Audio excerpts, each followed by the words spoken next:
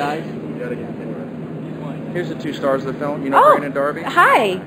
Yeah, hey. Hi, nice to meet you. I'm Freedom. Stranahan. Hi, nice to meet you. I want to do an interview with you? Yeah, just What, and you're from? thecontributor.com. The Contributor. Very cool. Yeah. These are the And you're the director. Writer-director, yeah. Oh, writer and director. Okay.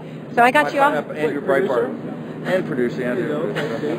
Give you credit. So what was Andrew's part in the film? Andrew really thought up the concept. I mean, Andrew, Okay. It was Andrew Breitbart's idea, and I wanted to make the, really, he had a whole take on Occupy that was, I thought, extraordinary, and kind of took a very different take than the mainstream media. So, and I was his partner. I'm the chairman of Breitbart now. So, Okay. I guess about a year ago, these guys came forward and they all had this story to tell, and so we took time to make it, and I think you guys will enjoy the film. At least I think you'll find a very different perspective. You may not agree with everything. And Okay. these two guys, since Andrew's passed away, Brandon and Lee are the two stars of it. So why don't you guys give an interview? Yeah, thank you so much. Yeah, so tell us about the film. Sure. Occupy Unmasked is a documentary that was produced by Citizens United in co-production with Breitbart.com. Okay. That I think does a very good job of sort of summing up the other side of Occupy that a lot of people may not have seen. And I think one thing is we take it seriously. We take the ideological underpinnings of it seriously. Brandon and I, between the two of us, we went to like 9 different Occupies. And we interviewed a lot of people on the ground. And the people who are down there who started this are socialists, communists, Marxists. And when I say that, that's not like McCarthyism. If you ask them, they'll tell you that. They're part of the far left. And they have problems with the Democrats as well as the Republicans. They're not pro-Obama. But what happened was, I think the Democratic Party tried to glom onto the Occupy movement a little bit. And when I say we take it seriously, I mean, if someone's a communist, I take that seriously. That's a belief. And so when Brandon and I would go to these things, we would just try to go up and get them to be able to say what they want to say. And they told us repeatedly that their message wasn't getting out. The message they were trying to put out wasn't making it through the mainstream media veil either. So I don't think it was. And on the other hand, for instance, we broke stuff about rapes at Occupy, for instance, and multiple rapes. Multiple rapes. There was a lot of rape. There was a lot of sexual assault. There was a lot of gay sexual assault. There were a lot of men who were sexually assaulted there. And we heard about this from people at Occupy. Now, obviously, if you're there, that's a serious issue. Like if you're a woman, sure, that's a serious issue. And the glossing over it, I don't think helped. But people like Keith Olbermann, his show was told about the rapes by Occupy, and they didn't do anything to report it.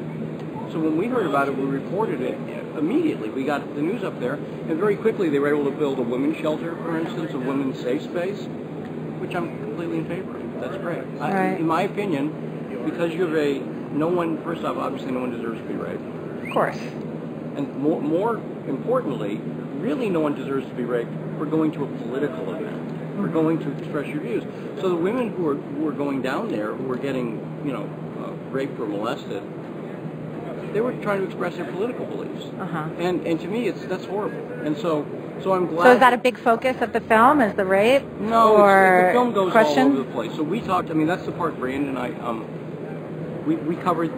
We talk about that a little bit. We talk about the sort of history of the labor movement, how the labor movement's heavily involved in Occupy.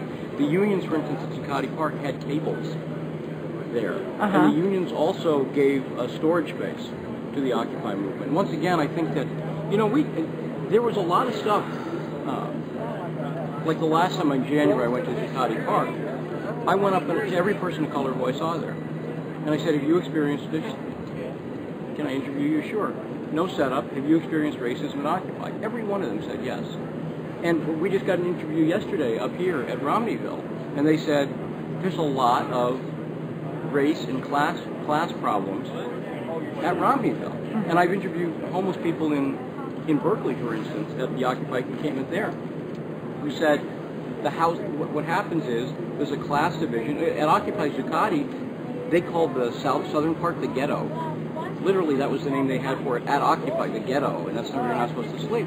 And so seriously, every person of color I went up to, I was like, do you experience racism? They're like, absolutely, tons of it. Now, again, I didn't see the mainstream media reporting that, and I think it's because, honestly, the Democratic Party establishment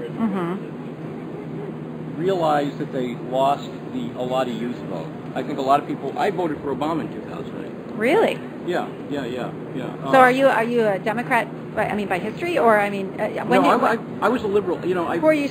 Well, let me say, who are you supporting in this election?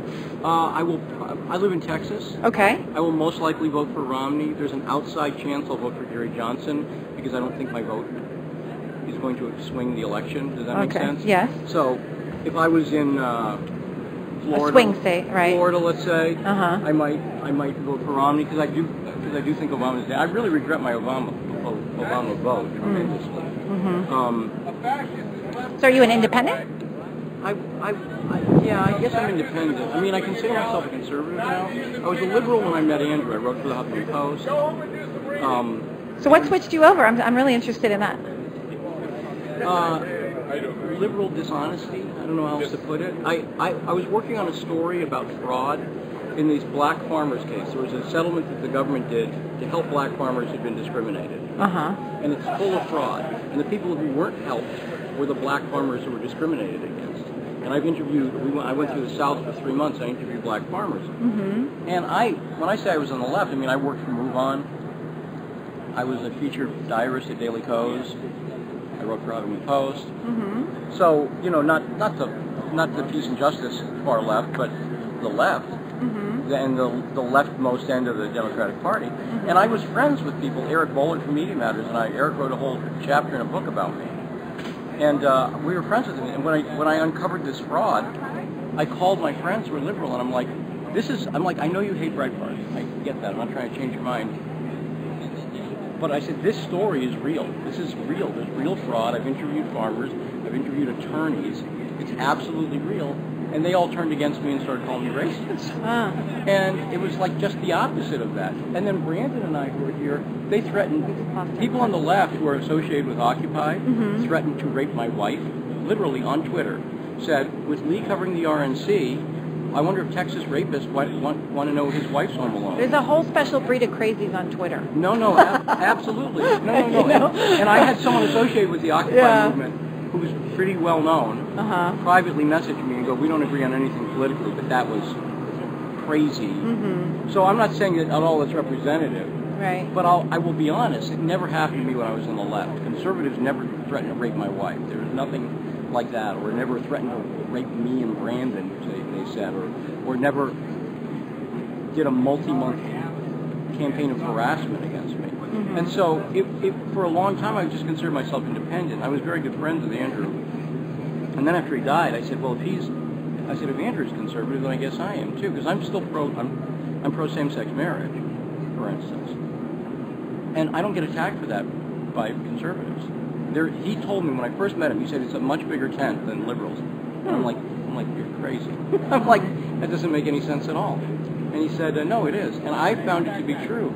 So I'm, like I say, I'm pro same-sex marriage, I'm pro legalization, drug legalization. So I'm a sort of libertarian-leaning conservative, but I'm not libertarian. So you're becoming more conservative. I consider myself a conservative. That stuff. Okay. My position on same-sex marriage, I'm personally in favor of it, but I don't like that hate. I don't call people who don't believe in it haters, because they're not. I've talked to them. They're not. So. Okay. Well, what's been your favorite part of the convention as a conservative here? The air conditioning. Yeah, I mean, I'm a blogger, right? I don't dress like this. I dress worse than you're way overdressed. He's wearing jeans. I am a lefty blogger, so that's why I'm right. But normally, but you know what I'm saying. Like normally, I'm in shorts and a t-shirt, not anything resembling this, and I got a t-shirt on under this, and I'm walking around, and it's just not fun. It's just not fun. I've lived in Florida before, so the air conditioning's been nice. I don't know. It's fun. It's fun to see famous people. So I saw Lawrence O'Donnell at the hotel, or I saw Newt Gingrich yesterday, and that's kind of fun. I've been working, I've been writing and taking pictures and stuff. And so.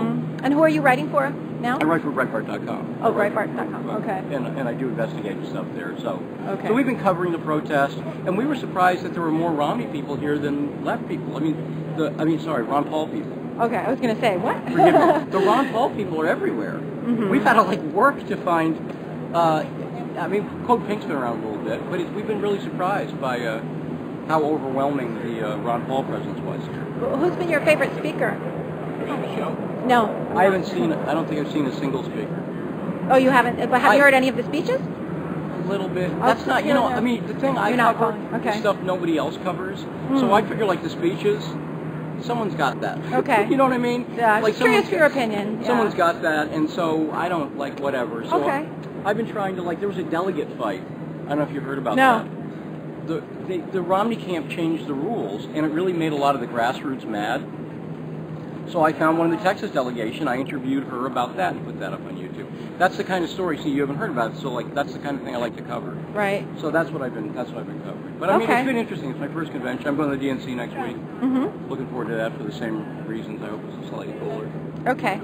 Okay. Well, thank you so much for your time. Yeah, really thank you for appreciate it. Yeah. Hopefully Yeah, we can go in there and see the film. I still haven't, I think, gotten clearance to go through, so I don't know if you have any empty seats, but Cool. I'm going we'd like to go in. Find air conditioning. Okay. Take care. See you. Thanks. Hi there. How are you? Good. What are you doing? We're visitors. You're visitors?